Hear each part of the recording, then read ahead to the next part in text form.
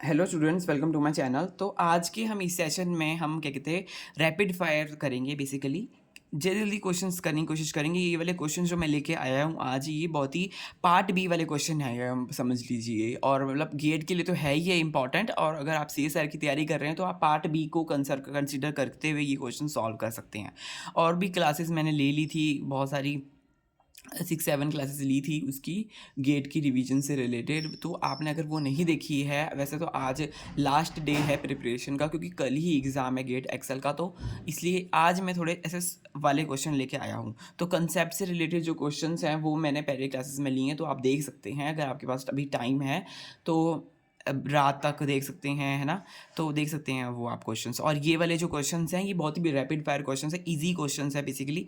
तो ताकि मेमोरी में आपके बैठ जाए क्वेश्चंस, ये मेमोरी वाले क्वेश्चंस है, क्योंकि ऐसे क्वेश्चंस ना याद ही करने पड़ते हैं, फिर वो सही रहता है। नहीं तो इसके पीछे कोई कंसेप्ट नहीं होता, ये डायरेक्ट क्वेश्चंस होते हैं। अगर अगर आपके दिमाग में ये रह गया, उस टाइम पे दिमाग में ये क्वेश्चन मतलब याद रह गया, तो आप इसको जल्दी से फिर आप इसको आंसर दे सकते हैं। क्योंकि क्वेश्चंस क्या होता है, कभी कभी एज सच भी आ जाते हैं, रिपीट हो जाते हैं। और कभी कभी क्या होता है गेट में मतलब थोड़ी सी फ्रेमिंग चेंज होके वो क्वेश्चन आ जाता है। तो इसलिए ये क्वेश्चंस की आज आज जो मैं सेशन लेके आया हूँ ये रैपिड फायर सेशन है। क्वेश्चंस लिखा होगा, उसका आंसर लिखा होगा, ऑप्शंस वगैरह नहीं है। और ज़्यादा कंसेप्ट्स में नहीं जाऊँगा मैं, क्योंकि ये डायरेक्ट ही क्वेश्चन है, इसके इतने ज़्यादा कोई कंसेप्ट है नहीं। अगर आपने पूरा पढ़ा है ना तो आपको ये क्वेश्चन आ जाएंगे, है ना। तो जिसने नहीं पढ़ा वो उसको तो क्या कहते हैं, तो रिवीजन पहले करनी पड़ेगी। अगर जिसकी पूरी रिवीजन है उसके लिए ये सेशन है, तो वो इजीली इन क्वेश्चन को कर पाएगा जिसको पूरी नॉलेज है। तो कंसेप्ट इन क्वेश्चंस के पीछे ज़्यादा कोई कंसेप्ट होता नहीं है, मतलब ऐसा है जैसा जो इसका आंसर है वो इसका आंसर होगा। डायरेक्ट क्वेश्चन हैं एक प्रकार के। तो आप इसको कंसिडर कर सकते हैं। अगर अगर आप बाद में वीडियो देख रहे हैं, एग्जाम के बाद वीडियो देख रहे हैं, तो CSR लेवल के लिए भी आप इसको पार्ट बी के लिए आप इसको प्रिपेयर कर सकते हैं, इस लेक्चर से कर सकते हैं। तो रैपिड फायर क्वेश्चंस रहेंगी, जल्दी मैं आपको सारे क्वेश्चंस जो हैं आपको बता दूंगा, समझा दूंगा कि कैसे क्या है। तो पहला क्वेश्चन है हेपरिन। हेपरिन के ऊपर एक क्वेश्चन है। हेपरिन एक प्रकार का प्रोटीन है। तो उससे उसने पूछा है तो वो किस प्रकार का प्रोटीन है। तो डिफरेंट डिफरेंट ऑप्शंस दिए हुए थे, तो उसमें से करेक्ट ऑप्शन था कि ये सल्फेटेड प्रोटीन पॉलीसेक्राइड होता है। क्या होता है? सल्फेटेड पॉलीसेक्राइड होता है। पॉलीसेक्राइड होता है, प्रोटीन नहीं, सॉरी, पॉलीसेक्राइड होता है ना। Non super impossible mirror image having similar molecular formula. जो नॉन सुपर इम्पॉसिबल इमेजेस होती हैं, सुपर इम्पॉसिबल एक तो होती है सुपर इम्पॉसिबल इमेजेस, और एक होती है नॉन सुपर इम्पॉसिबल इमेजेस। हाँ, तो इनएंशियोमर्स होते हैं, तो वो इनएंशियोमर्स होते हैं जिसका non super imposable mirror image होता है। तो ऐसे क्वेश्चंस हैं, बिल्कुल ही डायरेक्ट क्वेश्चंस हैं ये, है ना। इसके पीछे ऐसा कुछ कंसेप्ट्स नहीं है। पूरा समझने बैठेंगे तो बहुत ज़्यादा टाइम वेस्ट हो जाएगा फिलहाल तो, क्योंकि आज का लास्ट डे है, इसलिए मैं ऐसे क्वेश्चंस लेके आया हूँ जो कि ईजिली मेमोरी बेस्ड आपके मेमोरी में दिमाग में छप जाएंगे ये क्वेश्चंस, है ना। अगर आप ये क्वेश्चंस करेंगे कहीं ना कहीं, अगर आप एक बार भी ये सुन लेंगे क्लास, तो क्या होगा कि वो दिमाग में रह जाती है बात, है ना। इतने तो मेमोरी होती है कि आज अगर पढ़ा है तो कल तो याद रहेगा ही, है ना। तो ऐसे ऐसे क्वेश्चंस मैं जानबूझ के लेके आया हूँ आज की सेशन में। तो ग्लाइकोजन क्या है? ग्लाइकोजन की लिंकेज है 1,4 लिंकेज है इसकी। और सेलुलोज की भी β 1,4 लिंकेज है। और ग्लाइकोजन जो होता है वो हेलिकल होता है, हेलिकल स्ट्रक्चर होता है। और ये जो होता है वो बीटा शीट स्ट्रक्चर होता है, सेलुलोज। हाँ, तो ये हेलिकल होता है, ये बीटा शीट स्ट्रक्चर होता है। Chemical nature of covalent linkage is, उसका केमिकल नेचर क्या है? आई थिंक मुझे छुपाना चाहिए क्या ये, आई डोंट नो। चलो छुपा लेते हैं थोड़ा इसको, ताकि ये थोड़ा सस्पेंस बना रहे, फिर बाद में मैं आंसर बताता हूँ। हाँ, chemical nature of covalent linkage. तो केमिकल नेचर क्या होगा? अगर कोई ऐसे भी देख रहा है ना, तो वो पहले फिर पॉज करके उसका आंसर बता सकता है। अगर किसी को पूरा रैपिड फायर है, इसमें कोई ऑप्शंस नहीं है, बस रैपिड फायर है, तो केमिकल नेचर बताना है कोवेलेंट लिंकेज का क्या है इन डाइसैकेराइड्स। तो उसका केमिकल नेचर है ईथर, ईथर है उसमें। केमिकल नेचर में क्या है? उसमें ईथर है, ईथर। तो उसका है answer ether. Gangliosides derive from, क्या कहते हैं, एक गैंग्लियोसाइड्स होते हैं, है ना, डिराइव फ्रॉम ग्लूको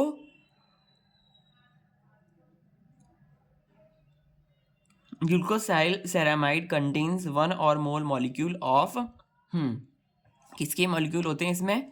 सियालिक एसिड के। सियालिक एसिड के इसमें मॉलिक्यूल्स होते हैं। सियालिक एसिड के छोड़ो, ऐसे क्या एसिडिक मतलब ऐसे ही बता देता हूँ, है ना। सियालिक एसिड के इसमें कंपोनेंट्स होते हैं किसके, सियालिक एसिड। गैंग्लियोसाइड, गैंग्लियोसाइड किससे रिलेटेड है, ऐसे रख सकते हैं याद कि वो सियालिक एसिड से वो रिलेटेड है, ठीक है। प्रोमिनेंट प्रोबायोटिक सब्सटेंस इज, जो सबसे ज़्यादा प्रोबायोटिक सब्सटेंस कौन सा है, फ्रक्टोज ओलिगोसैकेराइड। फ्रक्टो ओलिगोसैकेराइड जो है वो प्रोमिनेंट प्रोबायोटिक सब्सटेंस है। Digestible linear polysaccharide abundantly found in cereals having alpha 1 4 beta linkage in its structure। तो एंजाइम, तो इसमें बताना है कि जो डाइजेस्टिबल है, डाइजेस्टिबल लीनियर पॉलीसैकेराइड जो डाइजेस्ट हो जाता है बेसिकली, है ना, अबंडेंटली फाउंड, और अबंडेंटली फाउंड है किसमें, सीरियल्स में, है ना, जो सीरियल्स होती हैं उसमें। Having 1 4 beta 4 linkage, 1 alpha 1 4 beta linkage in its structure. तो एमाइलेज जो एंजाइम है वो क्या कहते हैं, डाइजेस्टिबल लीनियर पॉलीसैकेराइड है एमाइलेज। एमाइलेज जो एंजाइम है उसकी यहाँ पे बात हो रही है। Sugar not only reducing sugar but also does not exhibit mutarotation. ऐसी शुगर बतानी है जो क्या कहते हैं, not only non reducing sugar, जो कि नॉन रिड्यूसिंग शुगर तो है ही, उसके साथ साथ वो एग्जिबिट करती है म्यूटा रोटेशन। म्यूटा रोटेशन को वो एग्जिबिट करती है। तो वो कौन सी शुगर है, वो है सुक्रोज। सुक्रोज वो शुगर है जो कि म्यूटा रोटेशन शो करती है। Common name of decanoic acid, hexadecanoic acid का कॉमन नेम क्या है, पाल्मेटिक एसिड। इसका कॉमन है पाल्मेटिक एसिड। और डीएनए का और आरएनए का मॉलिक्यूलर फॉर्मूला क्या है, डीएनए का है C5H10O4, हाँ, और डीऑक्सीराइबोन्यूक्लिक एसिड होता है ना, तो ये O4 है, ये है O5। बस ये डिफरेंस है, इसमें एक ऑक्सीजन कम होता है और इसमें एक ऑक्सीजन ज़्यादा होता है। ओ हिल गया, सॉरी।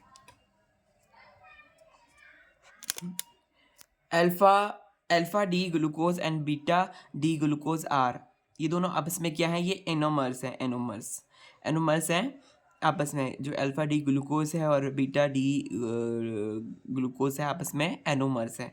नंबर ऑफ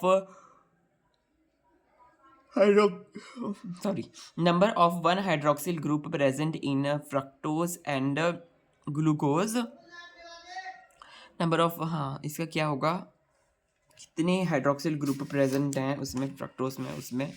तो इसका तो यहाँ पे देखिए मैंने बनाया हुआ थोड़ा स्ट्रक्चर। तो हाइड्रोक्सिल ग्रुप फ्रक्टोज में हाइड्रोक्सिल ग्रुप 2 होते हैं। देखिए फ्रक्टोज की ये फार्मूला है, तो देखिए OH दो हाइड्रोक्सिल ग्रुप है इसमें, और यहाँ पर ग्लूकोज में एक ही हाइड्रोक्सिल ग्रुप है। तो देखिए ऐसे याद रखना इसको, एक ही हाइड्रोक्सिल ग्रुप है। हाँ, mucopolysaccharide hyaluronic acid is composed of, जो म्यूकोपॉलीसैकेराइड हाइलुरोनिक एसिड होती है उसमें क्या कंपोजिशन होती है, तो उसमें होता है एन एसिटाइल डी ग्लूकोजामाइन। क्या होता है, एन एसिटाइल डी ग्लूकोजामाइन, इतना बड़ा एन एसिटाइल डी ग्लूकोजामाइन, और D glucuronic acid, N acetyl glucosamine और D glucuronic acid. What is trisaccharide, trisaccharide क्या है, कीटोस। जो कीटोस है वो क्या है, एक प्रकार का ट्राइसैकेराइड है। मैनोज क्या है, मोनोसैकेराइड है। मैनोज क्या है, मोनोसैकेराइड है। और सेरिबोज और ट्रिकेलोज जो है वो डाइसैकेराइड है ना। ऐसे यहाँ पे डिफरेंट पूछे हुए थे। ट्राइसैकेराइड पूछा हुआ था कौन सा है, विच इज़ ट्राइसैकेराइड। तो कीटोस जो होता है वो ट्राइसैकेराइड होता है, और बाकी जो मैनोज है वो मोनोसैकेराइड होता है। सेरिबोस और ट्रैकोस जो है वो डाइसैकेराइड होता है। तो बाकी की भी मैंने लिख दिए, एक पूछा था तो बाकी की भी लिख दिए, थोड़ा रिलेटेड था इसलिए। Alpha D glucose and beta D glucose क्या हैं, वो एनोमर्स हैं। तो ऐसे ऐसे क्वेश्चन आते हैं इसमें, एनोमर्स हैं। और पहले यहाँ वाले जो थे वो क्या थे, ये देखिए यहाँ पे भी ये क्वेश्चन आया था, अल्फा डी ग्लूकोज, ये भी एनोमर्स थे। तो ये क्वेश्चन कई बार आ गया, अल्फा डी ग्लूकोज और बीटा डी ग्लूकोज, देखिए 2 बार आ गया ये क्वेश्चन। अल्फा डी ग्लूकोज और बीटा डी ग्लूकोज ये क्या है, एनोमर्स है। सॉरी, एनोमर की स्पेलिंग तो ये ही है, पीछे थोड़ा गलत लिखा हुआ है। देखिए इसका स्ट्रक्चर क्या ऐसा होता है, ऐसा होता है, इसमें OH यहाँ नीचे होता है और इस वाले में बीटा वाले में OH जो होता है ऊपर होता है। तो आपस में क्या है, ये एनोमर होते हैं ये, ठीक है। Cellulose is a linear polymer of glucose with, cellulose जो है वो क्या है, एक प्रकार का लीनियर पॉलीमर है ग्लूकोज का, ग्लूकोज का लीनियर पॉलीमर है with non reducing sugar. Yes, उसके पास नॉन रिड्यूसिंग शुगर नहीं है, बाकी उसके पास सब कुछ है। सेलुलोज के पास सब कुछ है, बस उसके पास सुक्रोज नहीं है, नॉन रिड्यूसिंग शुगर नहीं है। नहीं, sorry, cellulose is linear polymer of glucose with, मतलब उसके सेलुलोज के पास है नॉन रिड्यूसिंग शुगर है उसके पास। मैंने उल्टा बोल दिया। हाँ, नेक्स्ट देखते हैं क्या है। नेक्स्ट एक मैच द फॉलोइंग है, तो उसके आंसर्स मैंने पूरा ही उसकी फ्रंट में लिखे हुए हैं। सुक्रोज क्या है? सुक्रोज क्या है? अल्फा 1 बीटा 2 ग्लाइकोसिडिक लिंकेज उसमें पाई जाती है। अल्फा 1 बीटा 2 ग्लाइकोसिडिक लिंकेज उसमें पाई जाती है। डी ग्लूकोज और डी फ्रक्टोज ऐसे। और लैक्टोज क्या है? लैक्टोज में कौन सी होती है? बीटा ग्लाइकोसिडिक लिंकेज, इसमें बीटा ग्लाइकोसिडिक लिंकेज है। और मेल्टोज में अल्फा ग्लाइकोसिडिक लिंकेज है। और सेलुलोज में बीटा ग्लाइकोसिडिक लिंकेज है। तो ऐसे कुछ है ये। तो इसमें क्या कहते हैं, यहाँ पे सुक्रोज में ये इसकी यूनिट्स होती होंगी ऐसे। हाँ, इसलिए मैंने यहाँ पे लिखा हुआ है मेल्टोज, इसमें ग्लूकोज, ऐसे डी ग्लूकोज पाया जाता है। और सेलुलोज जो है इसका इसमें डी ग्लूकोज पाया जाता है।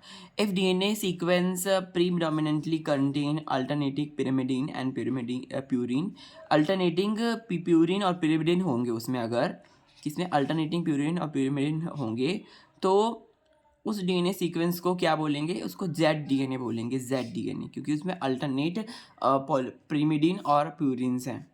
ठीक है। Major contribution to stability of Watson Crick structure of DNA in aqueous comes from, तो जो उसका जो मेजर कंट्रीब्यूशन जो होता है स्टेबिलिटी का, वो वॉटसन क्रिक में कहाँ से आता है?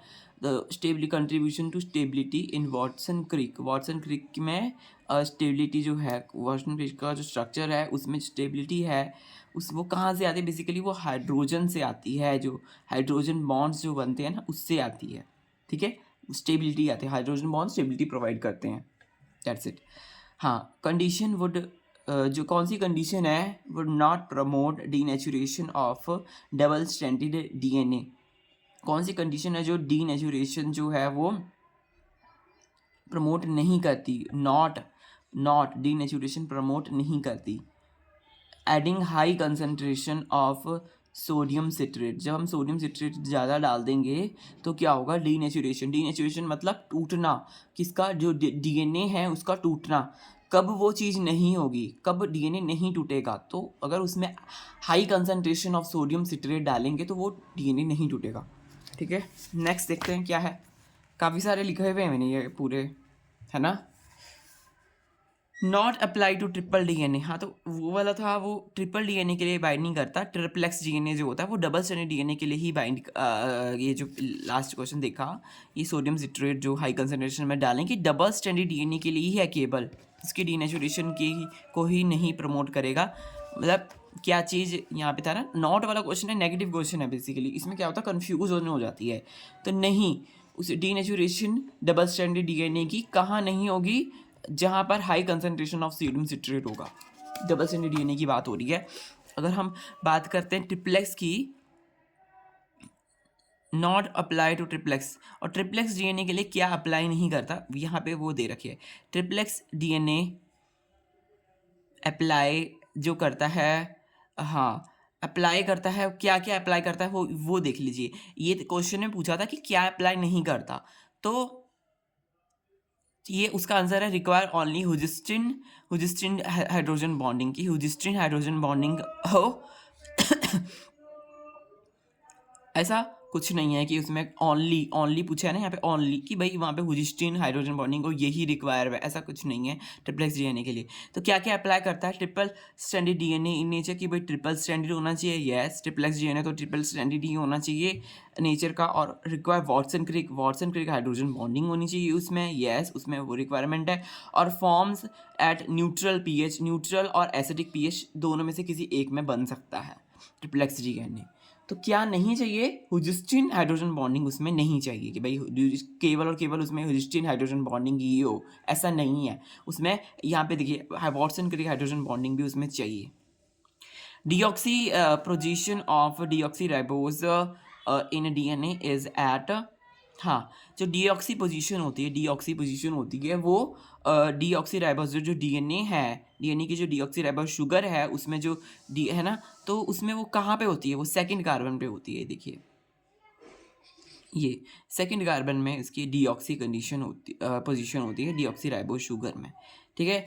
और अगर हम बात करें linear and circular form of same DNA molecule can be distinguish using linear और जो सर्कुलर फॉर्म के जो डीएनए मॉलिक्यूल्स हैं वो क्या चीज़ करके उसको डिफरेंशिएट करा जा सकता है, क्या चीज़ करेंगे उसकी? अगर हम एक्सोन्यूक्लियसाइजेशन करेंगे, एक्सोन्यूक्लियसाइजेशन, तो उसको हम क्या कहते हैं, वो कर सकते हैं, डिफरेंशिएट कर सकते हैं एक्सोन्यूक्लियसाइजेशन के थ्रू, हम उसको कर सकते हैं linear to cut.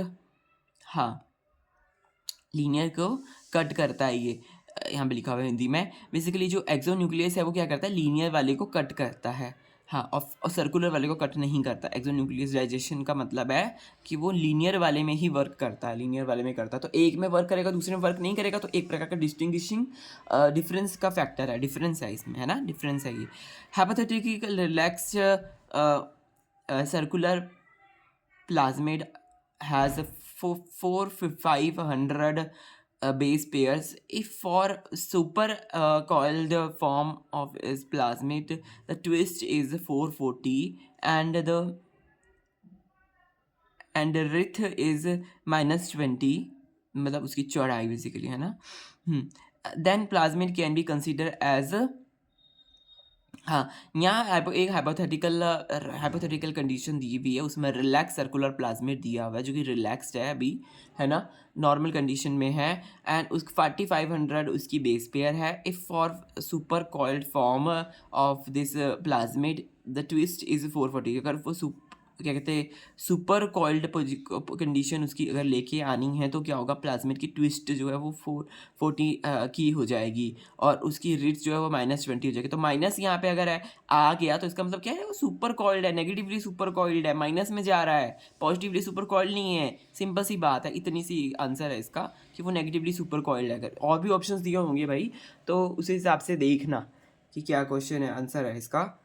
2 DNA helix is a 2 DNA helix जो है is favoured by GC sequence. जो GC का सीक्वेंस होता है ना, ग्वानिन और साइटोकाइनिन का सीक्वेंस होता है, अल्टरनेटिव ग्वानिन और साइटोकाइनिन का जो सीक्वेंस होता है वो 2 DNA हेलिक्स जो है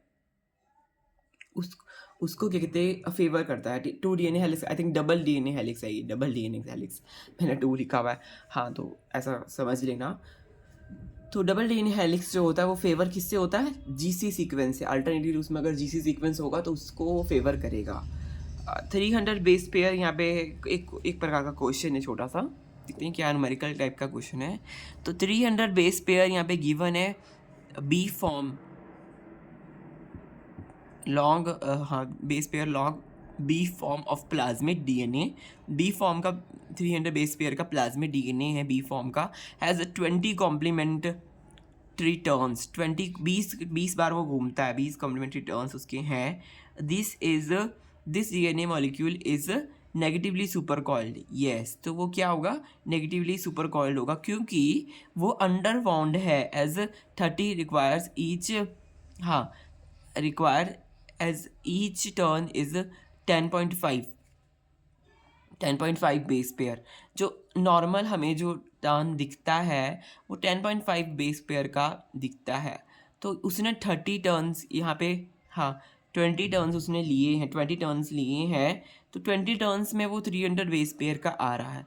बल्कि ऐसा नहीं होता है नॉर्मल केस में, तो वो अंडर बाउंड है। अंडर बाउंड का मतलब, अंडर बाउंड है मतलब वो नेगेटिवली सुपर कॉइल्ड है। समझ रहे हो ना आप क्या कहने का मतलब है मेरा? अब नहीं आ रहा तो एक बार फिर से बताता हूँ। देखिए 300 बेस पेयर का बी फॉर्म का DNA, प्लाज्मिड DNA है ना, 300 बेस पेयर का है और उसने 20 टर्न्स लिए हैं, जबकि उसको 30 टर्न्स लेने चाहिए थे। क्योंकि देखिए एक बेस पेयर जब टर्न करता है तो वो 10 बेस पेयर का 30 टर्न कर रहा है, तो 10 बेस पेयर का कर रहा है वो टर्न, मतलब 10 बेस पेयर टर्न कर रहा है। 30 टर्न्स जब ले रहा है, 30 बार जब वो घूम रहा है तो 10 बेस पेयर कंप्लीट कर रहा है। तो 30 × 10.5 है तो 10 ही मान लो, तो 300 बेस पेयर है तो उसको 30 टर्न लेने चाहिए थे, वो कम कम टर्न्स ले रहा है तो 20 टर्न्स ले रहा है, तो इसका मतलब ये अंडर बाउंड है। अंडर बाउंड है मतलब कि थोड़ा बहुत ही, वो जो डीएनए है वो ऐसे आपस में ऐसे बहुत कॉइल्ड है, नेगेटिवली सुपर कॉइल्ड है, वो पॉजिटिवली सुपर को खुला नहीं हुआ, वो बेसिकली खुल नहीं रहा, वो बहुत ही ज़्यादा अंडर बाउंड है, अंडर बाउंड, कम टर्न्स लिए उसने क्योंकि, तो इसलिए यहाँ पे लिखा हुआ है नेगेटिवली सुपर कॉइल्ड। ऐसे डिफरेंट इसका ये है तो इसका रीज़न है, ऐसे यहाँ पे नेगेटिव सुपर कॉइल लिखा होगा, फिर पॉजिटिव सुपर कॉइल ऐसे ऐसे लिखे होंगे, तो उसमें से ये ऐसे अगर कोई क्वेश्चन आ गया है ना, बेस पेयर उसके गिवन है और उसके कॉम्प्ली उसके टर्न्स गिवन है, तो आप उसको ऐसे करके देखना कि भाई इसको 10 से मल्टीप्लाई करना, तो टोटल हाँ 30 टर्न्स जब लेता है तो 10 बेस पेयर कंप्लीट करता है, ये याद रखना। तो 300 बेस पेयर अगर है तो उसको यहाँ पे 30 टर्न्स कंप्लीट करने चाहिए थे, इसने 20 ही करे, समझ गए ना, ऐसा क्वेश्चन है ये। नेक्स्ट वाला क्वेश्चन भी एक प्रकार का न्यूमेरिकल है। हाँ, molecular weight of protein is 30 kilodalton. Minimum length of mRNA encoding this polypeptide will close to, molecular weight दे रखा है 30 किलो डाल्टन दे रखा है मॉलिक्यूलर वेट, और minimum length of mRNA encoding उसकी बता रहे हैं कि उसकी मिनिमम लेंथ क्या होगी, ये उसका पूछा हुआ है। 30, ये जो 30 किलो डाल्टन है मॉलिक्यूलर वेट है ना, तो इसका अगर किलो डाल्टन 300, आई थिंक यहाँ पे 300 होगा, आई थिंक अगर कुछ गड़बड़ हो गई यहाँ पे, हाँ ये देखिए 300 है ये 300, जो 300 किलो डेल्टन है, 300 किलो डेल्टन को जब करेंगे इसको सॉल्व करेंगे तो इसको जो किलो डेल्टन से डेल्टन में करेंगे तो यहाँ पे देखिए 2 जीरो यहाँ पे लग गए, है ना। और मॉलिक्यूलर वाइट जो वेट होता है किसका, जो एक अमाइनो एसिड्स का मॉलिक्यूलर वेट होता है वो होता है 110। तो यहाँ से नंबर ऑफ अमाइनो एसिड्स हमारे आ जाएंगे, 273 अमाइनो एसिड्स इसके अंदर हैं।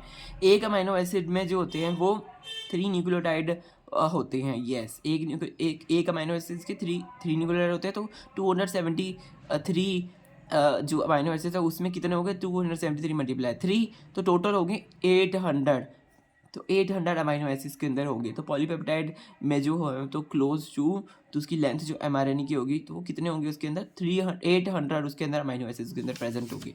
तो इतना ही छोटा सा आंसर है ये इसका, और इजी है ये क्वेश्चन, बहुत ही छोटे छोटे ऐसे न्यूमेरिकल वाले क्वेश्चन जो है वो आते ही रहते हैं, तो बहुत सारे क्वेश्चन है मेरे इसमें, तो देखता हूँ कितने कवर कर पाता हूँ। यस, तो अब हम देखते हैं यहाँ पे क्या क्वेश्चन पूछा है। covalently closed circular DNA was in a relaxed state in water at 30 degrees Celsius. What will happen to supercoiled state of molecule if water temperature increases to 60 degrees Celsius or decreases to 10 degrees Celsius? तो basically यहाँ question एक बार discuss कर लेते क्या है। Covalently close circular, एक close circular DNA है, बंद circular DNA, was relax state में वो है वाटर में 30 डिग्री टेम्परेचर में वो है रिलैक्स स्टेट में। What will happen if the super coiling state of molecule if water temperature increases. तो अगर उसको सुपर कॉइल करेगा, पहले तो वो रिलैक्स स्टेट में है, तो ये एक प्रकार का क्वेश्चन पूछा हुआ है कि भाई पहले रिलैक्स स्टेट में वो सर्कुलर डीएनए है, वो 30 डिग्री सेल्सियस में पानी में है, तो अगर उसको क्या कहते हैं सुपर कॉइल कर रहे हैं, उसको हम सुपर कॉइल कर रहे हैं घुमा घुमा के, मतलब उसको इंटेंगल सा कर रहे हैं ना, तो वो क्या हो रहा है, वाटर टेक टेम्परेचर जो है वो 60 डिग्री अगर हो रहा है तो उसको क्या होगा, और अगर 10 डिग्री हो रहा है तो क्या होगा। तो ऑब्वियसली 60 डिग्री अगर होगा तो इसका मतलब वो ज़्यादा सुपर कॉइल हो जाएगा, है ना, पॉजिटिव सुपर कॉइलिंग हो जाएगी, और कम टेम्परेचर में क्या होगा, नेगेटिव सुपर कॉइलिंग होगी। तो वही आंसर यहाँ पे मैंने लिखा हुआ है। देखिए डीएनए जो है वो अंडरगो, सॉरी हिल गया, तो मेरा ये स्टैंड जो है वो थोड़ा डगमगा जाता है।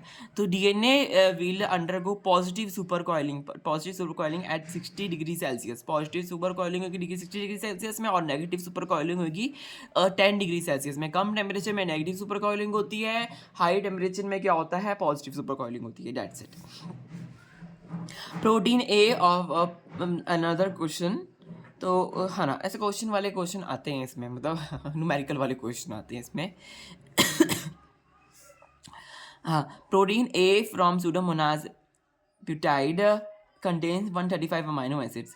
एक में 135 अमीनो एसिड्स में प्रेजेंट है। The number of nucleotide encoding gene will to protein. तो ये तो बहुत ही इजी क्वेश्चन है भाई। इसमें पूछा है एक सूडोमोनास के इतने 135 अमीनो एसिड्स यहाँ पे गिवन है, तो नंबर ऑफ न्यूक्लियोटाइड पूछा है भाई कितने उसके अंदर न्यूक्लियोटाइड होंगे, है ना, इतने अमीनो एसिड्स गिवन है। तो अब प्रोटीन के अंदर कितने जीन्स होंगे, ऑब्वियसली प्रोटीन किससे बनता है, अमाइनो एसिड से बनता है। तो एक अमाइनो एसिड जो बनाता है उसके अंदर 3 न्यूक्लियोटाइड्स होते हैं। एक अमाइनो एसिड जो होता है उसके अंदर 3 न्यूक्लियोटाइड होते हैं। तो 135 के अंदर कितने होंगे, तो 135 के अंदर उसको 3 से मल्टीप्लाई कर देंगे। 135 को 3 से मल्टीप्लाई करेंगे 405 आएगा। प्लस प्लस प्लस यहाँ पे प्लस करना पड़ेगा स्टॉप कोडॉन्स के बारे में।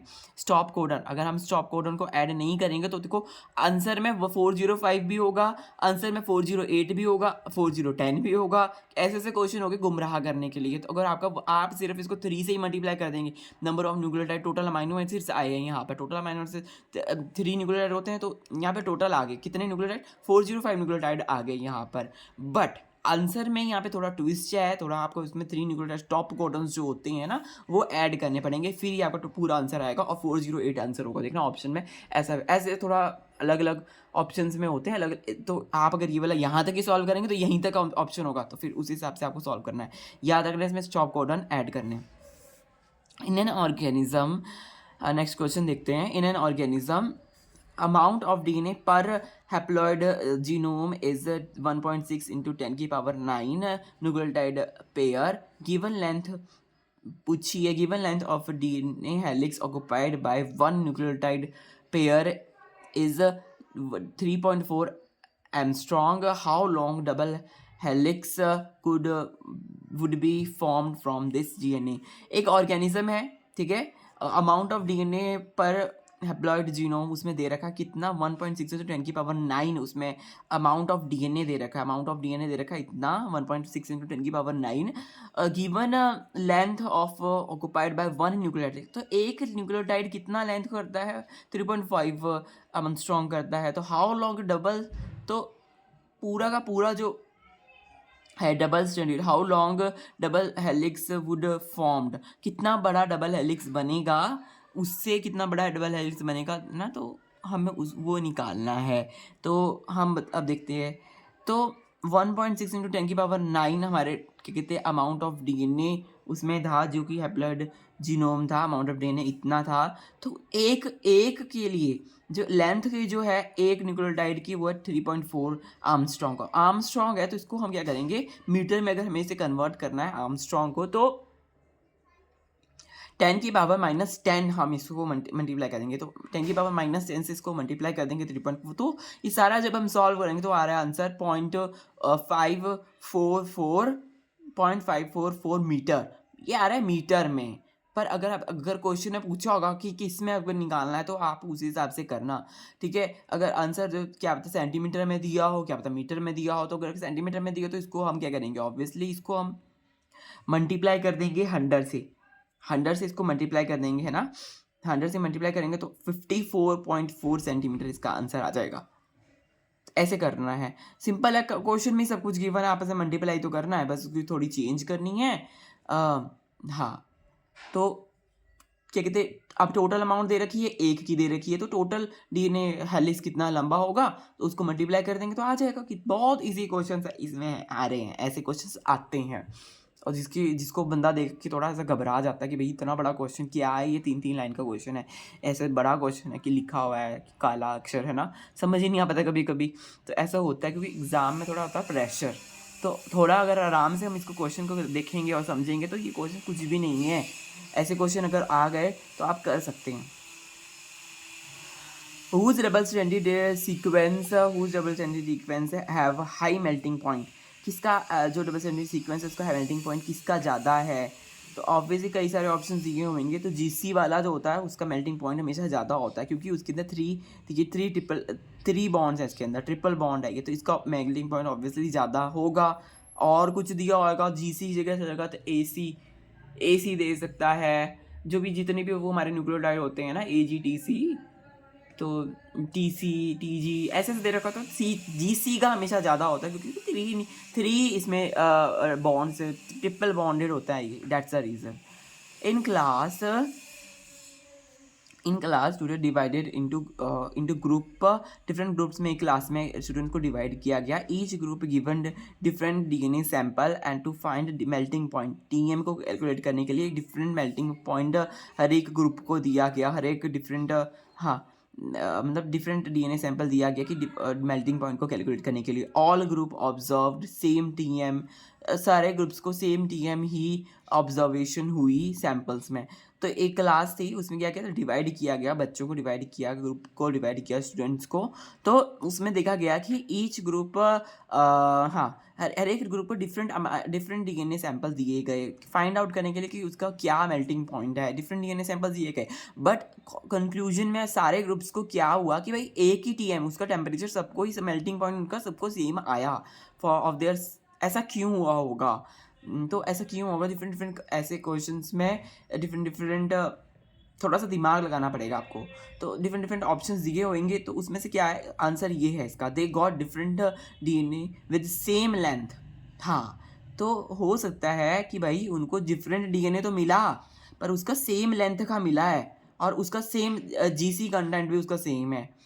इस वजह से उसका यस जीसी कंटेंट. पहला क्वेश्चन में जीसी कंटेंट के ऊपर देखा, इससे पहले वाला जो लास्ट क्वेश्चन था, इसमें जीसी कंटेंट की बात हो रही है, और इसमें देखा मेल्टिंग पॉइंट की बात हो रही है. तो मेल्टिंग पॉइंट जिसका जीसी कंटेंट हाई होगा, तो उसका मेल्टिंग पॉइंट भी हाई होगा. तो ऑब्वियसली इन सब का मेल्टिंग पॉइंट जो है जीसी कंटेंट से रिलेटेड होता है. जीसी, क्योंकि जीसी जो है वो लास्ट में मेल्ट होता है, बाकी सारे बॉन्ड जो है वो पहले मेल्ट हो जाते हैं. जीसी ट्रिपल बॉन्ड वाला वो लास्ट में मेल्ट होगा. तो आई थिंक इसमें जो ये जो क्वेश्चन है, जो डिफरेंट डिफरेंट इनको कैलकुलेट करने के लिए दिया, सैंपल्स दिए डीएनए सैंपल के, पर वो डिफरेंट तो दिए, बट वो सेम लेंथ के दिए गए, और उसमें जीसी कंटेंट क्या कहते हैं सेम होगा, इसलिए उनका रिजल्ट जो है टेम्परेचर में वो सेम आया. ये रीज़न हो सकता है, सेम लेंथ के और सेम जीसी कंटेंट के, क्योंकि जीसी कंटेंट निर्धारित करता है कि भाई कितनी देर में वो क्या कहते हैं मेल्ट होगा. क्योंकि पहले जो जो डबल स्ट्रैंड वाले हो गए, डबल स्ट्रैंड कह रहा हूँ, डबल बॉन्ड वाले को जल्दी मेल्ट हो जाएंगे, सिंगल बॉन्ड वाला तो और भी जल्दी मेल्ट हो जाएगा. तो जीसी कंटेंट निर्धारित करता है. नेक्स्ट क्वेश्चन देखते हैं. In a DNA molecule, two antiparallel strands complementary in their nucleotide sequence paired to form एक डीएनए मॉलिक्यूल है, एंटी पैरेलल स्ट्रैंड्स है उसके, एंटी पैरेलल स्ट्रैंड्स हैं उसके, कॉम्प्लीमेंट्री इन देयर न्यूक्लियोटाइड. हाँ, एंटी पैरेलल कॉम्प्लीमेंट्री स्ट्रैंड्स हैं, anti parallel strands complementary in their nucleotide sequence में complementary pair to form. तो क्या बनाते हैं वो? Right handed helix, right handed double helix with 10 nucleotide base pair per helical turn. ये बनाते हैं. ये बस एक बहुत ही वैसा ऑप्शन है, ये तो बहुत ही डायरेक्ट आंसर है.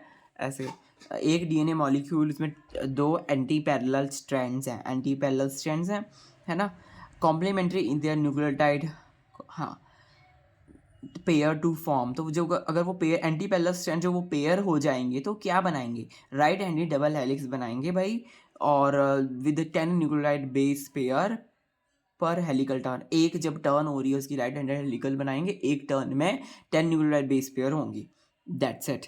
ये बात है. इसमें एंटी पैरेलल स्ट्रैंड दिए होंगे, कॉम्प्लीमेंट्री एंटी पैरेलल स्ट्रैंड क्या बनाएंगे? अगर उनको पेयर किया जाएगा न्यूक्लियोटाइड सीक्वेंस में, क्या बनाएंगे? राइट हैंडेड डबल स्ट्रैंड बनाएंगे. ऐसे आप इसको याद रख सकते हैं. कई चीज़ें तो याद ही करनी पड़ जाती है, क्योंकि वो डायरेक्ट होती हैं, तो आपको सही रहता है. फिर डिफरेंट डिफरेंट क्वेश्चन अगर उसका बेस थोड़ा चेंज करके, तो कॉम्पोजिट मतलब क्वेश्चन को थोड़ा अल्टर करके पूछ लेगा, तो अगर वो चीज़ याद रहेगी तो ही तो आंसर दे पाएंगे, है ना. अब हम देखते हैं अब देखते हैं आगे बहुत सारे क्वेश्चन हैं. चलो, in double standard in DNA helix GC content and 80 base pair के बारे में पूछा है. In stacked on top of each other perpendicular. तो कैसे होते हैं, मतलब डीएनए जीसी और 80 बेस पेयर कैसे होते हैं? आपस में स्टैग्ड हुए होते हैं टॉप ऑफ ईच अदर, एक दूसरे के ऊपर परपेंडिकुलर टू हेलिक्स एक्सिस के परपेंडिकुलर होते हैं ये बेसिकली. ठीक है, जैसे ऐसे हेलिक्स है ना, हेलिक्स इसके ऊपर ऐसे ऐसे ऐसे टर्न कर रहा है, वो कहते हैं हमारा, ठीक है. तो हेलिक्स के ये परपेंडिकुलर रहेंगे सारे जितने भी जीसी है, तो जी सी ऐसे ए टी, ऐसे ऐसे ऐसे ऐसे, तो परपेंडिकुलर, हेलिक्स के परपेंडिकुलर, ऐसे याद रखना है। Denaturation of DNA is a cooperative phenomena. हाँ, तो डीएनए का जो, हाँ, कैसा फेनोमेना है, फेनोमेना के बारे में पूछा है भाई कि डीजेनरेशन कैसा फेनोमेना है, तो बिल्कुल ही क्रैमिंग वाला क्वेश्चन आ गया कि भाई वो कॉपरेटिव फेनोमेना है, कॉपरेट अनबाइंडिंग होती है उसमें, ठीक है। Nucleic acid structure stabilize by, जो न्यूक्लिक एसिड का जो स्ट्रक्चर होता है वो किससे स्टेबलाइज होता है, हाइड्रोफोबिक इंटरेक्शन जो होती हैं, हाइड्रोफोबिक जो इंटरेक्शंस होती हैं पानी से, जिसको डर लगता है बेसिकली, हाइड्रोफोबिक इंटरेक्शंस जो होती हैं और हाइड्रोजन बॉन्डिंग होती है, इनसे क्या होता है वो स्टेबलाइज रहती हैं। हाइड्रोफोबिक इंटरेक्शन जो होंगी उससे क्या करेंगे, दूर दूर रहेंगे, हाइड्रोजन बॉन्डिंग से क्या करेंगे, वो जुड़े रहेंगे, है ना। हाइड्रोजन बॉन्डिंग तो वैसे भी स्टेबिलिटी प्रोवाइड करती है, हमने लास्ट पीछे के एक दो क्वेश्चन में भी देखा था ये बात। Though DNA and RNA are nucleic acids, isolating RNA in a lab require extreme precautions and pre-preparations than isolating DNA because हाँ, यहाँ पे देखिए क्वेश्चन कितना इंटरेस्टिंग आ गया डीएनए और आरएनए के ऊपर। तो डीएनए और दोनों न्यूक्लिक एसिड है ना, ये तो हमें पता है कि डीएनए आरएनए क्या है, न्यूक्लिक एसिड्स हैं, बट इनको जब आइसोलेट किया जाता है लैब में, एक्सट्रीम प्रिकॉशंस चाहिए होती हैं। येस ऑब्वियसली, और प्री प्रिपरेशन चाहिए होती है किसको करने के लिए, हाँ, आरएनए को जब आइसोलेट किया जाता है तो ज़्यादा प्रिकॉशंस चाहिए और प्री प्रिपरेशन चाहिए देन डीएनए। आरएनए को करने के लिए ज़्यादा चाहिए, तो ऐसा क्यों, आरएनए को इतनी ज़्यादा प्रिकॉशंस क्यों चाहिए, एक्स्ट्रा प्रिपरेशंस, है ना, और प्रिकॉशंस क्यों चाहिए, डीएनए को तो इतना नहीं चाहिए भाई, क्या कारण होगा, क्योंकि डी आरएनए जो है भाई वो ज़्यादा प्रोन है किसके लिए, हाइड्रोलिसिस के लिए। जो हाइड्रोलिसिस जो है उसमें ज़्यादा हाइड्रोलिसिस देखने को मिलती है क्योंकि वो अनस्टेबल है। डी आरएनए जो होता है वो ज़्यादा बहुत ज़्यादा अनस्टेबल होता है डीएनए से कंपैरिजन करते हैं अगर, तो ठीक है। हाँ, नेक्स्ट क्वेश्चन देखते हैं, हाइपोक्रोमिक इफेक्ट के बारे में।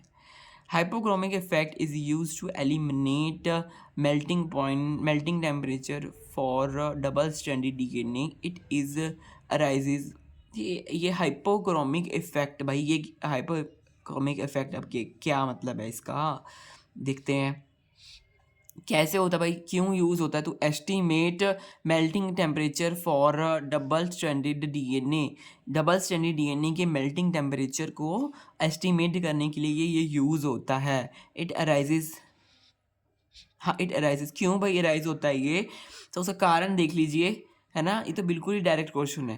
देखिए हाइपोक्रोमिक इफेक्ट क्यों होता है, हाइपोक्रोमिक जब मेल्टिंग पॉइंट को एस्टिमेट करते हैं तो हाइपोक्रोमिक इफेक्ट होता है, it arises because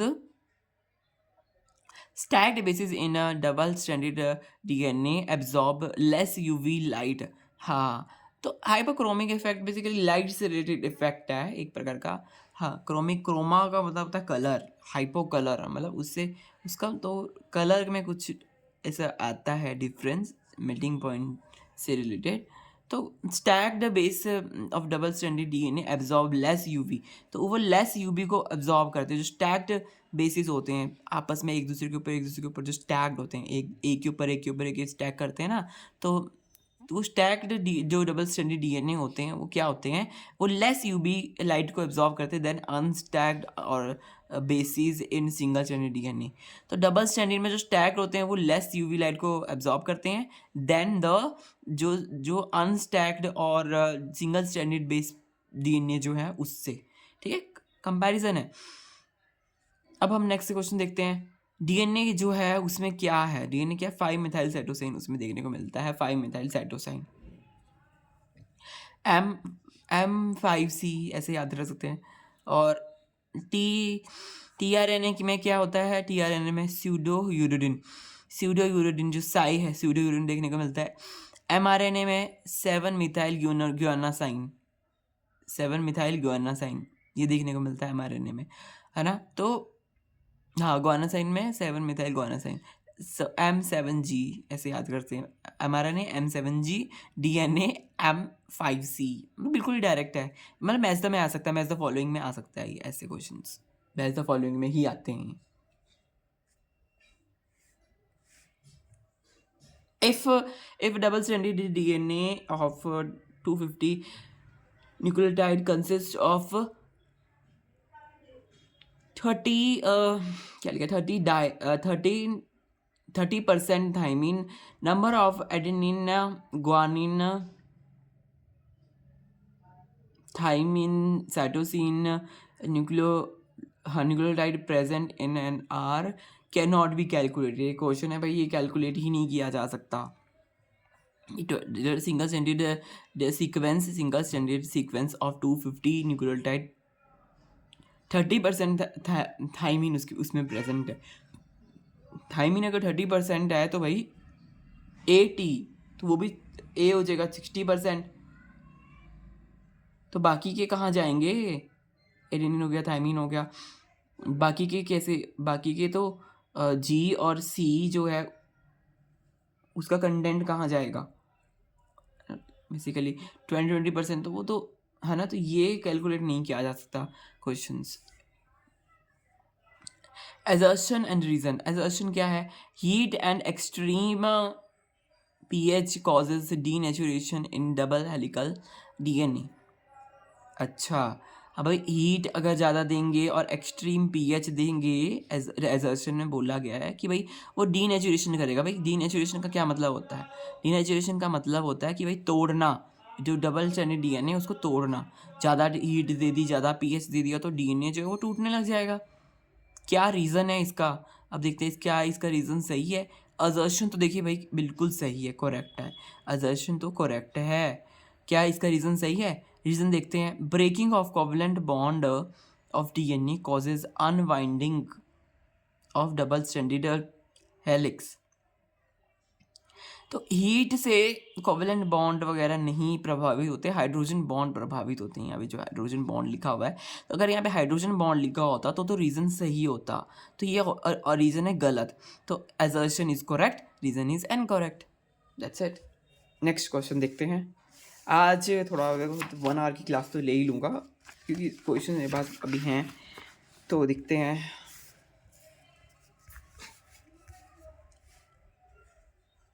incorrect about A DNA. Incorrect, हाँ, इनकोरेक्ट स्टेटमेंट पूछी थी ए डीएनए की, तो मैंने इनकोरेक्ट स्टेटमेंट भी लिख दी यहाँ पे और करेक्ट भी लिख दी ए डीएनए के बारे में। तो ए डीएनए की करेक्ट स्टेटमेंट्स पहले देख लेते हैं। ए डीएनए जो होता है वो base pair in A DNA, yes obviously base pair A DNA perfectly perpendicular helix axis. जो हेलिक्स की एक्सिस है वो परफेक्टली परपेंडिकुलर होगी। ए डीएनए नॉट परफेक्टली, सॉरी यहाँ पे ये तो देखो नॉट लिखा हुआ है यहाँ पे, ध्यान से देखिए। Base pair in A DNA not perfectly perpendicular. A DNA के जो बेस पेयर्स होंगे वो परफेक्टली परपेंडिकुलर नहीं होंगे। ये करेक्ट है स्टेटमेंट, ठीक है। DNA arrange in right handed, और डीएनए किस में होगा? राइट हैंडेड में वो अरेंज होगा DNA. Not perfectly perpendicular axis नहीं होगी भाई, नॉट परफेक्टली परपेंडिकुलर होगी, है ना। और राइट हैंडेड हेलिक्स की तरफ वो अरेंज होगा।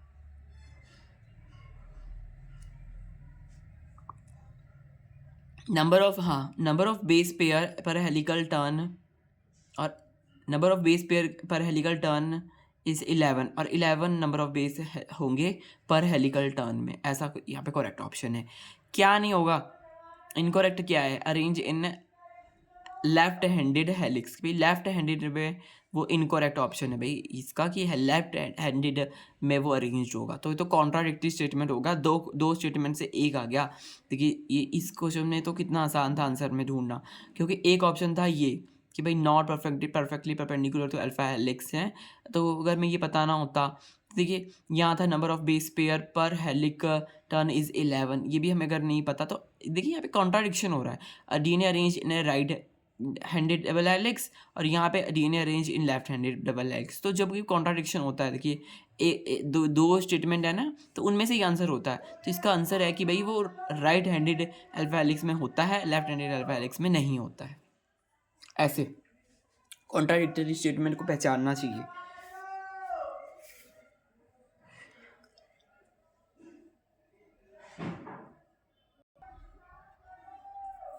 नेक्स्ट क्वेश्चन देखते हैं।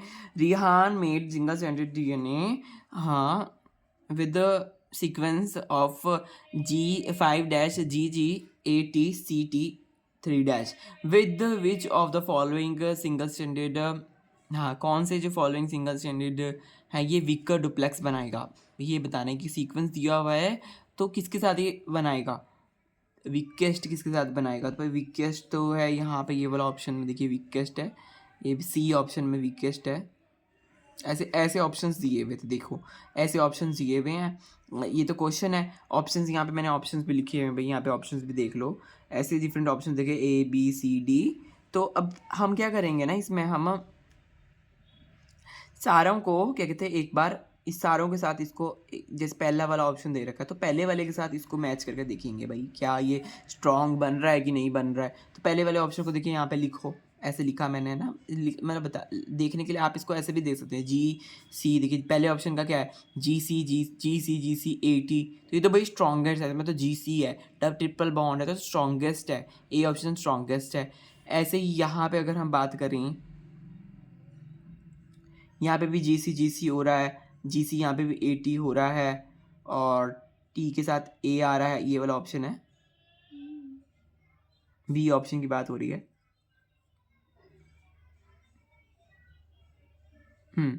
हमें एक्चुअली ना यहाँ पे देखिए 5-3 दे रखा है, तो यहाँ पे हमें यहाँ पे दे रखा है 5-3, तो हमें 5 के नीचे 3 वाला लिखना होगा, उस हिसाब से ये क्वेश्चन करना है। ऐसे नहीं कि हवा में ही ऐसे ही लिख दिया यहाँ पे, तो यहाँ पे तो देखिए AGATCC ऐसे लिखा हुआ है, तो यहाँ पे मैंने AG थोड़ी लिखा है, यहाँ पे देखिए मैंने पहले 3 वाला लिखा है, यहाँ पे 3 वाला इधर को है, तो मैंने 3 वाला फिर 5 के नीचे आएगा ना, उस हिसाब से मैंने यहाँ पे लिखा। तो पहले तो कि 5 और 3, तो ये कॉम्प्लीमेंटैरिटी भी आपको देखनी पड़ेगी भाई, 5 और 3, इस हिसाब से ये क्वेश्चन होगा। फिर देखिए यहाँ पे 3 वाला है, तो 3 में क्या है, C है, तो यहाँ मैंने C लिखा, फिर उसके बाद मैंने T लिखा, इसके नीचे T लिखा। फिर देखिए कंपैरिजन जब इसका किया तो है ना, तो GC आ गया, इसमें GC आएगा तो इसका स्ट्रॉन्गेस्ट है ना, GC का ट्रिपल बॉन्ड होता है स्ट्रॉन्गेस्ट होता है।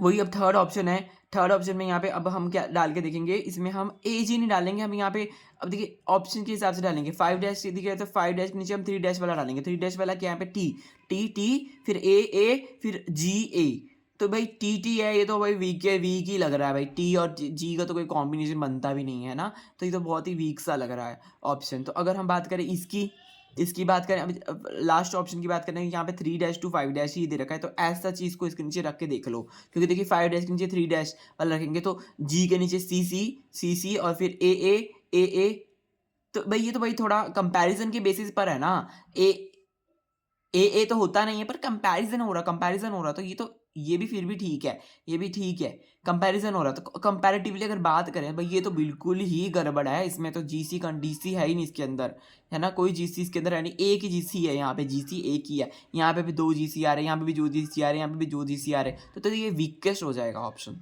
तो इस प्रकार से आपको देखना है, कॉम्प्लीमेंटैरिटी का यहाँ पे ध्यान रखना बहुत जरूरी है भाई, क्योंकि देखिए कॉम्प्लीमेंट्री जो है, कॉम्प्लीमेंटैरिटी है भाई, देखो 5 के नीचे 3 रखना तभी आंसर सही होगा, वरना अगर ऐसा चीज रख दोगे तो कोई आंसर गलत हो जाएगा, फिर तो कोई आंसर आपको वो मिलेगा ही नहीं, मतलब इसका C ऑप्शन सही है तो आपको नंबर नहीं मिलेंगे। तो उस हिसाब से ये क्वेश्चन देखिए आसान है, बट इसमें थोड़ा सा ट्रिक है भाई, ये कॉम्प्लीमेंटैरिटी की ट्रिक है, बहुत ही आसान वाली ट्रिक है इसके अंदर, ये कॉम्प्लीमेंटैरिटी करनी है, 5 के नीचे 3 वाला रखना है।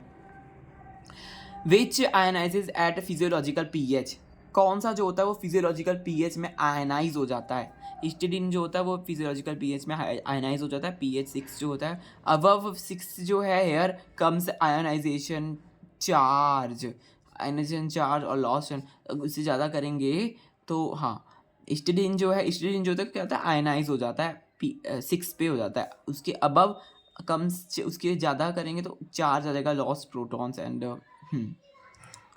6 पे, और उसके ऊपर जो है ये आयनाइज हो जाता है, इसमें क्या आ जाता है, चार्ज आ जाता है। बेसिक आयनाइज का मतलब क्या है, उसमें चार्ज आ जाना पॉजिटिव या फिर नेगेटिव चार्ज आ जाना, ठीक है। तो हिस्टिडीन वैसा एक है, हिस्टिडीन के ऊपर तो काफ़ी क्वेश्चन आ जाते हैं, है ना। Which set of amino acids not capable of forming hydrogen bond through their side chain, कौन से जो अमीनो एसिड्स हैं वो कैपेबल नहीं है फॉर्म करने के हाइड्रोजन बॉन्ड्स को, वैलिन हो गया, आइसोलिसिन हो गया, फिनाइल एनालिन हो गया, कौन से, बिकॉज दे आर जो है ये सारे नहीं हैं, ठीक है, ये सारे नहीं है not capable because they are hydrophobic. ये हाइड्रोफोबिक है, ये हाइड्रोजन बॉन्ड्स बनाएंगे ही नहीं, ऑब्वियसली हाइड्रोफोबिक है। वेलिन, आइसोल्यूसिन, फिनाइन, एनालाइन, ये क्या हाइड्रोफोबिक है, तो ये तो बनाएंगे ही नहीं हाइड्रोजन बॉन्ड्स, दैट्स इट। ठीक है, नेक्स्ट देखते हैं।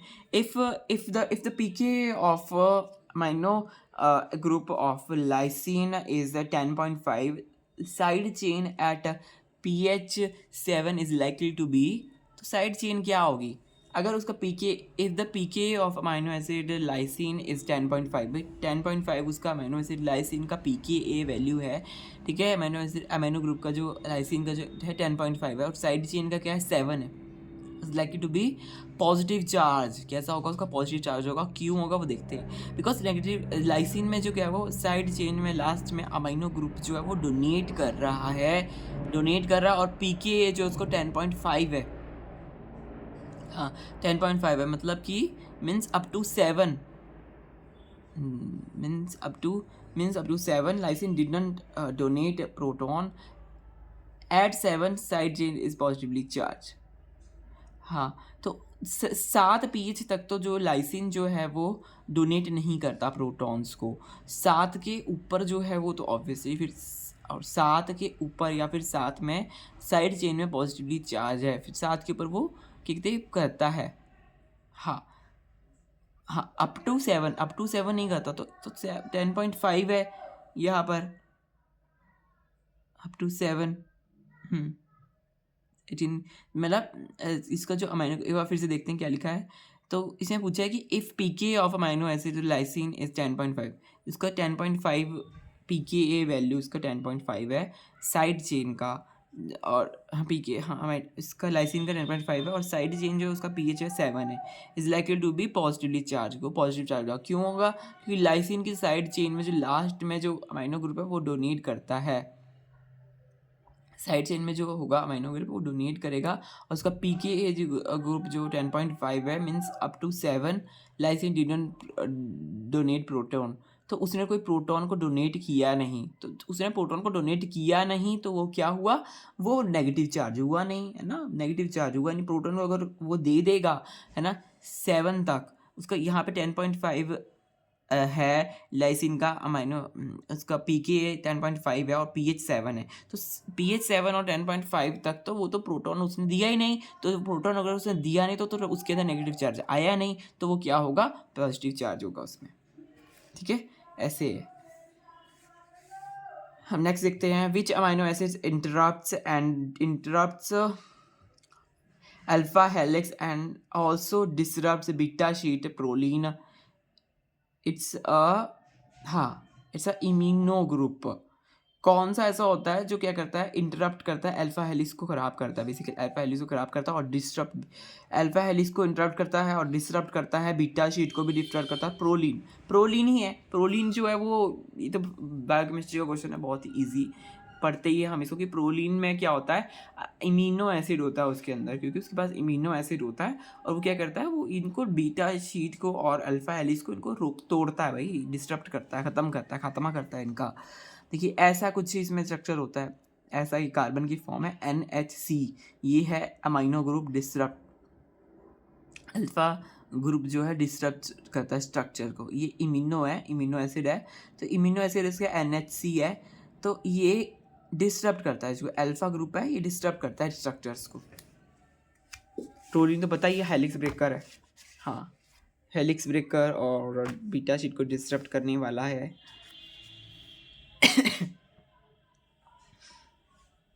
तो अब देखते हैं आगे कौन कौन से क्वेश्चन हैं।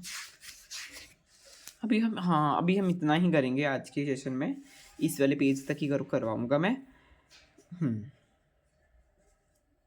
क्योंकि बहुत क्वेश्चन हो गए हैं, अब देखा जाए तो बहुत क्वेश्चन हो गए, इतना अभी आज के लिए इतना रैपिड फायर है। किसी और दिन मैं लेके आऊँगा ये क्वेश्चन, तो वैसे भी पार्ट बी से रिलेटेड भी हैं, तो आगे को मैं लेके आऊँगा इनको क्वेश्चंस को, तो अभी फ़िलहाल इतना ही कर लो आज के लिए। अभी तो ये करते हैं, चलो। If side chain of amino acid interact with each other which would termed as a salt average. अगर साइड एज जो है, साइड चेन जो है अमाइनो एसिड्स की, वो इंटरेक्ट कर रही है, आपस में इंटरेक्ट कर रही है, side chain which would termed, उसको बोलते हैं सॉल्ट ब्रिज बोलते हैं उसको। तो वो कैसा दिखता है भाई? ऐसा दिखता है वो कुछ, सॉल्ट ब्रिज, पॉजिटिव चार्ज इधर नेगेटिव चार्ज, लाइसिन बीच में ग्लूकोज, तो ऐसा दिखता है। ठीक है, सॉल्ट ब्रिज इस प्रकार का दिखता है, लाइसिन ग्लूकोज इधर नेगेटिव चार्ज, क्योंकि नेगेटिव ग्लूकोज में नेगेटिव चार्ज है, लाइसिन में पॉजिटिव चार्ज है। ठीक है, ऐसे। विच अमाइनो एसिड ऑप्टिकली इनएक्टिव, कौन सा अमाइनो एसिड जो होता है वो ऑप्टिकली इनएक्टिव होता है? ग्लाइसिन। ग्लाइसिन जो होगा उसके अंदर क्या होगा, ऐसा ऐसा होता है ग्लाइसिन, कार्बन अल्फा ऊपर एच, इधर इधर ऐसे, बिकॉज हैव टू एटम्स, इसमें दो सेम एटम्स है, देखिए एच इधर भी एच, तो दो सेम एटम्स हैं, दैट्स वाई। तो ये ऑप्टिकली एक्टिव ही नहीं है, ऑप्टिकल एक्टिविटी तो इसके लिए थोड़ा डिफरेंस होना चाहिए था ना, तब ये एक्टिव होता, that's why not active, as all should be different. तो सारे के सारे को डिफरेंट होना पड़ता है तभी जाके ऑप्टिकल एक्टिविटी आती है ना। All four should be different, जितने भी सारे होते हैं चारों के चारों डिफरेंट होने चाहिए तभी ऑप्टिकल एक्टिविटी आती है, ऐसे नहीं आती। तो ग्लाइसिन बिल्कुल ही सिंपल वाला ही होता है, ग्लाइसिन तो बहुत सिंपल होता है, तो वो क्या होता है, ऑप्टिकली इनएक्टिव होता है। रीज़न मैंने आपको बता ही दिया।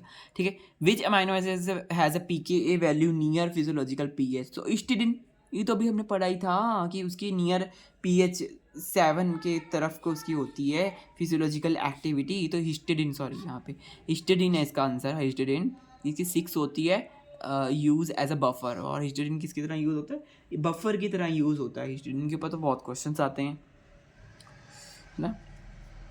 If protein is known to bind calcium ion, which is likely to be involved in a calcium binding।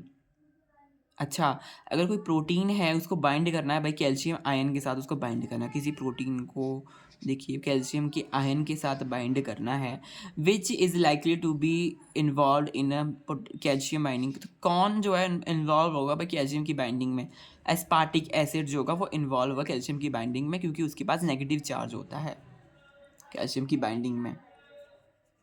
ये याद रखना बहुत ही डायरेक्ट क्वेश्चन है। तो नेक्स्ट देखते हैं, among different amino acid chain in protein, which of the following pair might form amino chain hydrogen bonding with each other? कौन कौन से जो है वो हाँ, जो नीचे दिए हुए अमाइनो एसिड्स हैं, चारों ही लिखे हुए मैंने, तो चारों ऑप्शंस लिखे हुए हैं यहाँ पर, है ना। तो इसमें बताना है कि भाई अमंग दीज पेयर्स, कौन से पेयर जो है उसके पास might form side chain hydrogen bonding, कौन साइड चेन हाइड्रोजन बॉन्डिंग बनाता है और हाइड्रोजन बॉन्डिंग की इंटरेक्शन करता है साइड चेन अमाइनो एसिड की, मतलब side chain hydrogen bonding interaction आपस में कौन कौन करता है? हाइड्रोजन बॉन्डिंग किस किस में हो रही है बेसिकली, तो एस्पार्जिन सीरीन में होती है। ठीक है, इसके स्ट्रक्चर के हिसाब से, स्ट्रक्चर आप इसका देखना तब आपको पता चल जाएगा और भी गहराई से। इसमें होती है, एलानिन और ग्लाइसिन में नहीं होती, वैलिन और ग्लूटामिक एसिड में भी नहीं होती, प्रोलिन और लाइसिन में भी नहीं होती। प्रोलिन तो है ही खतरनाक, वो तो क्या ही करेगा, है ना। तो ये देखिए एस्पेराजिन और सीरीन में होती है, बस ऐसे याद रख लेना कि इसमें होती है हाइड्रोजन बॉन्डिंग। फिलहाल के लिए तो आपको याद ही रखना चाहिए क्योंकि कल ही एग्जाम है, याद रह जाते हैं ऐसी चीज़ें, है ना। Which act as protein buffer, कौन सा ऑब्वियसली तीसरी बार आ गया ये आंसर क्वेश्चन। बफर कौन है? पीसी का पीसी फिजियोलॉजिकल पीएच सेम सा है, 7 की तरफ है ना। तो ये हिस्टिडीन वाला क्वेश्चन तो बहुत आता है भाई, इजी सा क्वेश्चन है, आ जाता है भाई, बीच बीच में पूछ लेते हैं इसको। प्रोटीन काइनेज फॉस्फोरेट क्या, हाँ, protein kinase phosphorylase protein at OH group on amino acid side chain which contain amino acid side chain OH group। तो एक प्रोटीन काइनेज जो है, प्रोटीन काइनेज फॉस्फोराइलेज कोई है ना, प्रोटीन है उस at protein at OH group on side chain, side chain में क्या है, OH ग्रुप प्रेजेंट है। ठीक है, प्रोटीन काइनेज के साइड ग्रुप प्रोटीन के विच अमाइनो एसिड, तो यहाँ पे पूछा है कि किसके पास OH ग्रुप है साइड चेन में, ये कैसा क्वेश्चन है? हाँ मतलब ऐसे ऐसे क्वेश्चन है कुछ। तो सीरीन के पास होता है, थ्रेओनीन के पास होता है, टायरोसिन के पास होता है। बस इसको ऐसे याद रख लेना, सीरीन इनके पास OH ग्रुप यहाँ पे प्रेजेंट होता है भाई, OH ग्रुप प्रेजेंट होता है। Which amino acid which amino acid which amino acid pair, क्या लिखा हुआ है मैंने, हैव, कुछ मैंने तो थोड़ा मुझे में लिखा हुआ है, बहुत पहले लिखा, तो मुझे कुछ समझ नहीं आ रहा, आई एम सॉरी। तो हाँ अच्छा अच्छा रामाचंद्र प्लॉट के ऊपर है ये question. Has maximum and minimum number of allowed conformations. तो कौन सा जो पेयर है अमाइनो एसिड्स का, उसके पास मैक्सिमम और मिनिमम अलाउड कन्फर्मेशंस होगी रामाचंद्रन प्लॉट के हिसाब से। मैक्सिमम किस में होगी? ग्लाइसिन में। ग्लाइसिन का स्ट्रक्चर क्योंकि फ्री होता है ना, उसमें मैक्सिमम कंफर्मेशन अलाउड कंफर्मेशंस होंगी। मैक्सिमम अलाउड कंफर्मेशन और minimum allowed confirmation Ramachandran plot के हिसाब से किस अमाइनो एसिड्स की होगी? मैक्सिमम किसकी होगी? मैक्सिमम होगी ग्लाइसिन की, क्योंकि वो फ्री होता है। और मिनिमम किसकी होगी? मिनिमम होगी फ्लोरीन की, क्योंकि तो हेलिक डिसरप्टर है बेसिकली, उसकी तो मिनिमम ही होगी, है ना। इमिनो एसिड है इसके पास, इमिनो एसिड का मैंने स्ट्रक्चर आपको दिखाया था। तो ये रिस्ट्रिक्टेड होता है, बहुत ही ज़्यादा रिस्ट्रिक्टेड होता है एक ही जगह पे, ठीक है। Amino acids can be act as acid and base in enzyme. ये फिर से हिस्ट्री आ गया। हाँ, एसिड और बेस की तरह कौन सा अमीनो एसिड एक्ट करो, चौथी बार आ गया ये question. Which amino acid use as diuretic, diuretic की तरह कौन सा अमीनो एसिड जो काम करता है, important in metabolism of ammonia, diuretic. Asparagine, asparagine जो है वो अमीनो एसिड वो डायूरिटिक की तरह काम करता है। तो अभी मैं इतना ही पढ़ाऊँगा, है ना। तो अब एक्चुअली आई थिंक अगर आप इतना भी कर लेंगे ना, तो आई थिंक कुछ तो क्वेश्चन क्या पता इसमें से आ जाएं, जो अभी मैंने बहुत सारे क्वेश्चन पढ़ा लिए मैंने वैसे तो अभी, है ना। देखा जाए तो काफ़ी सारे क्वेश्चंस पढ़ा लिए, देखिए इतने सारे क्वेश्चंस मैंने करवा लिए इसमें थे जो, है ना। तो इसको छोड़िए फिलहाल अभी। और अगर आपने लास्ट क्लास नहीं देखी है, कई सारे क्वेश्चंस उसमें भी डिस्कस हुए, कंसेप्ट्स हुए हैं उसमें तो डिस्कस, अगर आप वो देखना चाहते हैं ना एग्जाम से पहले, तो वो भी क्लासेस देख सकते हैं। 7 क्लासेस और की हैं, तो और रैपिड फायर वाली क्लास है, ये वाली रैपिड फायर वाली क्लास भी देख लेना।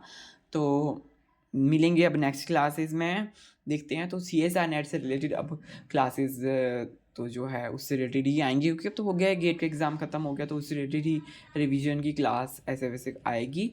तो आप जुड़े रहिए मेरे इस चैनल के साथ, है ना। सब्सक्राइब तो कर ही लीजिए ऋषभ लाइफ साइंसेस को। तो मिलेंगे अब किसी और वीडियो में। Bye bye friends, have a nice day and all the best for your exams.